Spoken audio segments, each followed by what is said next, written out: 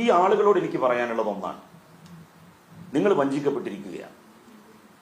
നിങ്ങൾ ആ 15 ലക്ഷം തിരിച്ചു വാങ്ങി സർക്കാരിന്റെ പദ്ധതിയിൽ ചേരുകയാണ് നിങ്ങളെ സംബന്ധിച്ചിടത്തോളം സുരക്ഷിതം. ലീഗ് വീടുണ്ടാക്കി തന്നിട്ട് നിങ്ങളതിൽ താമസിക്കുന്നു എനിക്ക് തോന്നുന്നില്ല. ആ പൈസ തിരിച്ചു വാങ്ങി സർക്കാരിന്റെ പദ്ധതിയിൽ അവർ ചേരുകയാണ് വേണ്ടത്. തീർച്ചയായിട്ടും അത് പാർട്ടി ഉൾപ്പെടെയുള്ള അങ്ങനെ ആരെങ്കിലും മുന്നോട്ട് വന്നാൽ ബഹുമാനപ്പെട്ട മുഖ്യമന്ത്രിയോടും അതുപോലെ തന്നെ റവന്യൂ വകുപ്പ് മന്ത്രിയോടും ഈ കാര്യങ്ങൾ സംസാരിക്കാം, അവരെയും കൂടി ഇതിന്റെ ഭാഗമാക്കാം.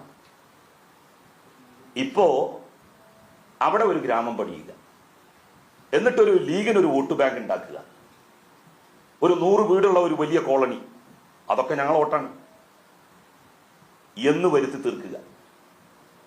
സത്യത്തിൽ സർക്കാരിന്റെ പദ്ധതിയിൽ നിന്ന് ഒഴിഞ്ഞതിലൂടെ വരും തലമുറയെപ്പോലും ആ കുടുംബങ്ങൾ പ്രയാസപ്പെടുത്തുകയാണ് ചെയ്യുന്നത്. ലീഗിന്റെ ആനുകൂല്യം പറ്റിയവർ എന്നാണ് അവരറിയപ്പെടുക. മുസ്ലിം ലീഗിന്റെ ആനുകൂല്യം പറ്റിയവർ എന്നാവും അവർ വിളിക്കപ്പെടുക ഭാവിയിൽ. എന്നാൽ സർക്കാരിന്റെ പദ്ധതിയുടെ ഭാഗമായാൽ ഏതെങ്കിലും ഒരുത്തൻ, ഒരു പാർട്ടി അല്ലെങ്കിൽ ഒരു വ്യക്തി പറയുമോ അത് ഞാൻ കൊടുത്ത സ്ഥലമാണ്, അത് ഞങ്ങൾ ഉണ്ടാക്കി കൊടുത്തതാണ് എന്ന്? കൊടപ്പനച്ചോട്ടിൽ പെര വെച്ച് കിട്ടിയ മൈകാരം മുസ്ലിം ലീഗ് ഉണ്ടാക്കാൻ പോകുന്ന വീടുകളിൽ താമസിക്കുന്ന മനുഷ്യരുടെ സ്ഥിതി